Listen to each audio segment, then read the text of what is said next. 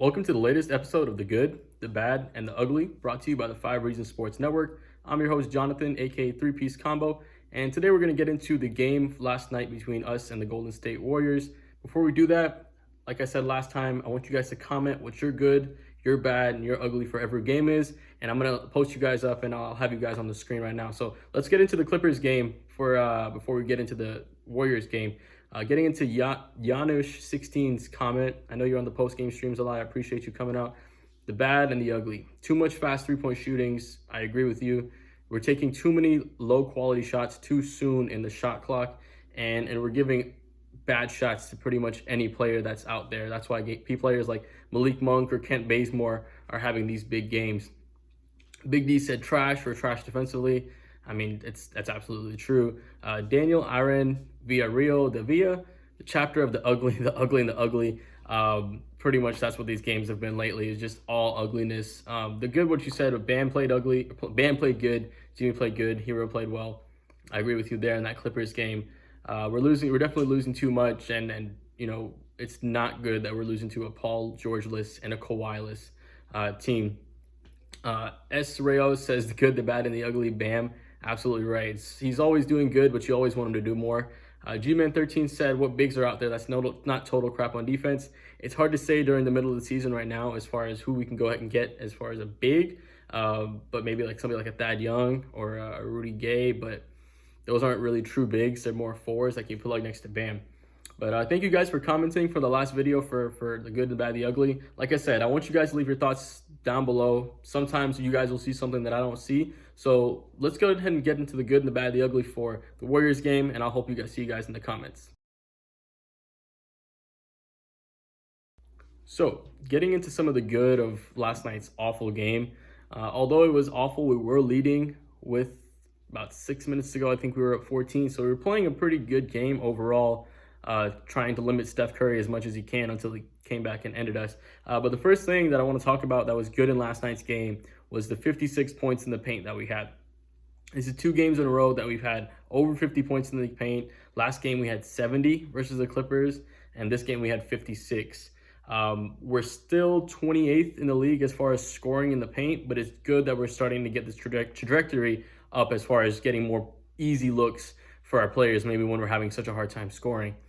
Second part of the good, Jimmy with another triple-double. You know what I mean? 3 triple-doubles in his last 4 games, and 2 of them come by losses.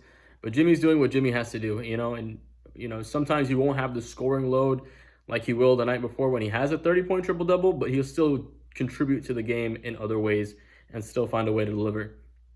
Last thing, as far as some of the goods, Precious and Nunn looked really good. You know what I mean? Those are 2 young guys that are still have a long way to grow, but Nunn looked really good in that first half. He was hitting his threes. He looked like he was playing with a lot of confidence. He was in his flow, and it was nice to see. He was also playing decent defense on Steph Curry in that first half, trying to do whatever he can to limit him. And Precious actually played really well. I think this was one of his best games of recent memory. He finished, 13 points, 6 of 7 from the field, 6 rebounds in just 17 minutes. So he's starting to have his second burst for the season. Earlier he was starting to get into hitting that rookie wall, but now we're starting to see him pick it back up. Bam played well, but I'm not going to include him with the good just because with no James Wiseman, no Kevon Looney, no Draymond Green, Bam should have been eating this game all game long. Instead, he was looking to pass. So not going to include him for the good part of this segment. But points in the paint, Jimmy Butler, Precious, and Nunn. Welcome to the good for this section. Now, lots of bad to get into this game. It was a devastating loss. So let's go ahead and get into that. So some of the bad parts of this game. There was a lot of bad parts, especially that we ended up losing this game. The first thing I want to speak to is the decision by Coach Spo to not call a timeout after getting a rebound and getting a stop with this game being tied. We ended up having Kendrick Nunn take a floater that was off the dribble, not a very comfortable looking shot, and we could have ended up with a good look instead, and that might have cost us this game. So Coach Spo can't be doing this stuff like that. I mean, you have 2 timeouts. It's not even like we have one and we're trying to save one in case we miss. We have 2 timeouts. You got to advance that ball. You got to drop a better play than having Kendrick Nunn take the last shot and do better than that. Second thing, this it's a common theme in these videos with the Heat defense, but this Heat defense continues to give up career and season highs against scrubs. You know, we talked about Malik Monk ad nauseum. You know, last game it was Amir Coffey, and this game it was Kent Bazemore. Kent Bazemore ended up having, I think, 28 points, having his season high, you know, on this year so far.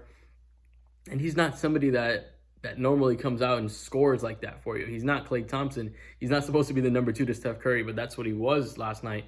He was the guy that got better as the game kept going. He started feeling his shot. He got a couple of offensive rebounds late, and he torched us. And this Heat defense is problematic to where we keep giving up points and everything to players that just don't deserve to be scoring these things. But we're making them. Obviously, they're NBA players.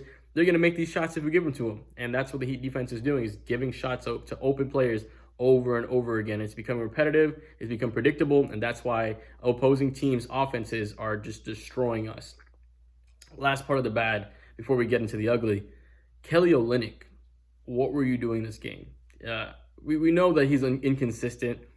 But for him to miss a couple of layups when he had a point guard on him and when he had just a wide open layup, that, I mean, if you look at it, it ended up costing us the game. You know, even though we were up at the time, those were key points that he needs to be hitting for him to bring value to this team. If you're not hitting shots and you're not, you know, rebounding, you're not doing anything for this team. And KO is not a great rebounder. He's not a great defender. So he has to make shots for him to be effective in the starting lineup. And he just wasn't making the shots. He was missing gimme layup after chip layup, just very close range stuff that he should be making. Can't be happening, you know. So a lot of bad stuff this game, but there was one really, really ugly part of this game that we're going to get into next. So the ugly. We're playing the Warriors. They have already lost Klay Thompson to an Achilles or ACL, one of the two. Achilles or ACL injury. Now they lost their number 1 pick or number 2 pick in James Wiseman. Didn't have Draymond Green, didn't have Kevon Looney. The Miami Heat end up taking a 15-point lead in the fourth quarter with about 6 minutes left to go. At that point, the Warriors go ahead and take over and outscore us and out-rebound us in those last couple minutes. This team is starting to collapse. This team is starting to falter. The culture in this team is starting to not be existent anymore. We're starting to be a team that's a bottom 5 to 7 team in the league. And that's just the reality of it right now. We're just not a good team. We don't do anything offensively that surprises people. The cat's out of the bag with Duncan and Nunn and Bam knowing what they're going to do. And opposing teams' offenses know how to scout our defense to where we're giving up career highs pretty much every single game. So this is just continue to be a problem where we can't close games. We had a 19-point fourth quarter, and I think we only scored 7 in the overtime. We need some scoring. We need somebody to get that ball in the bucket. I think Bam needs to be that guy that needs to stop looking to pass so much and just take advantage of all the matchups he has.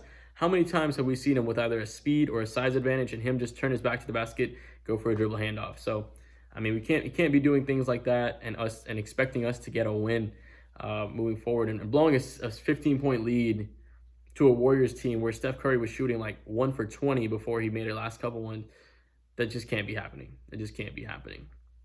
Now, like I said, guys, I want to know what your thoughts on this game was, what your good, your bad, your ugly was for this game. If there's something that I missed and something that you guys see, please comment below. I'll have you guys in the next video. Thanks for checking out the good, the bad, and the ugly, brought to you by the 5 Reasons Sports Network. I'm Jonathan, and I hope you guys have a great day.